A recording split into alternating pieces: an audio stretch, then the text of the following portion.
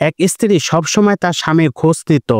বাইরে গেলে ফোন করে জিজ্ঞেস করত, তুমি কোথায় আছো? খাবারের সময় স্বামী ছাড়া সে খেত না। কিন্তু স্বামী এসব নিয়ে বিরক্ত হয়ে বলতো, এত ফোন দিও না, খাবার খেয়ে নাও। স্ত্রী শান্তভাবে হেসে বলতো, আমি শুধু তোমার জন্য চিন্তিত। সে কখনো স্বামী ছাড়া তার বাপের বাড়ি যেত না। একদিন হঠাৎ স্ত্রী ফোন দিল না। স্বামী অবাক হয়ে বলল, আজ ফোন দিলে না কেন? স্ত্রী উত্তর দিল, তুমি তো বলেছিলে বিরক্ত হও, তাই আমি ফোন দেইনি। রাতে স্বামী খাবারের জন্য স্ত্রীকে ডাক দিল। স্ত্রী বলল, আমি খেয়ে নিয়েছি।